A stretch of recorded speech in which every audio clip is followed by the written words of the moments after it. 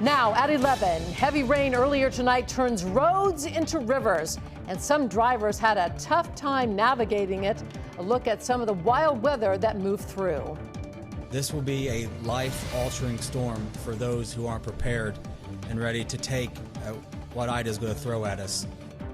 Get out now, the message to people down south as Hurricane Ida barrels toward the Gulf Coast. Live music, bright lights, food and drink right across the street from a quiet neighborhood. Hear from neighbors coming up. And the man who killed RFK gets a second chance. How soon he could walk free. NBC 10 News starts with breaking news. And we are following late-breaking news out of Afghanistan. The U.S. military striking back at the Islamic State, bombing an ISIS-K fighter in Afghanistan tonight. The strike killed one person, and there were no civilian casualties. The person was believed to be involved in planning the suicide bombing attack that killed more than 160 Afghans and 13 American service members. Well, the heat and humidity fueled some pretty strong pop-up storms this afternoon. Oklahoma Avenue, as you can see in Cranston, once again turning into a river. A car trapped in the rising water just about floated away as heavy rain came pouring down.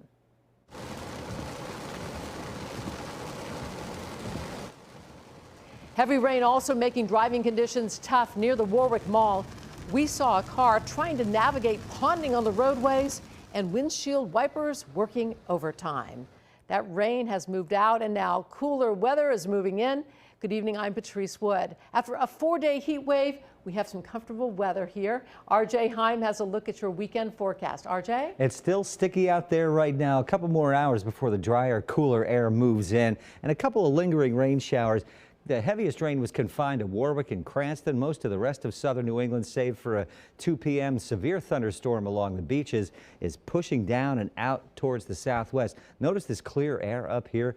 That's where the comfortable dew point temperatures in the 50s are pushing down, almost at the Massachusetts, Vermont, New Hampshire border. We're still in the 70s here, so it'll take a couple more hours for that drier, comfortable air to work in. 91 today, 4 in a row of 90 or above. That heat wave is over, though. Still, dew point temperatures low to mid 70s here, 60s to the north, 50s are pushing in for the weekend. We're in the 70s right now with dew point temperatures to match, so a little uncomfortable for a few more hours. By sunrise, we ought to see temperatures in the 60s with dew point temperatures in the 50s. So there's the last of the rain showers. There may be a lingering shower in the morning along the coast, but later on in the week, the remains of what's now Hurricane Ida, which is going to push towards the Louisiana coast as a Category 4 hurricane, may get pulled up in a stalled frontal system midweek here with some tropical rains. I'll talk more about that and the projection for the north central Gulf Coast states here in the 10-day forecast in a little bit. Patrice. Very good. Thank you, RJ. With Labor Day just around the corner, the Rhode Island DEM is hoping to have the Burlingame State Campground back open before the holiday. About 150 trees came down during Tropical Storm Henri. Crews have been out cleaning up the 3,000-acre campground in Charlestown. DEM hopes to reopen the site next Tuesday. Providence police called to the scene of a stabbing tonight. It happened around 8:30 on Broad Street. Investigators say a man was taken to the hospital, minor injuries. No word if police have any suspects. And this is also new tonight, a rollover on Route 1 in North Attleboro. This is near the Dunkin' Donuts and CVS.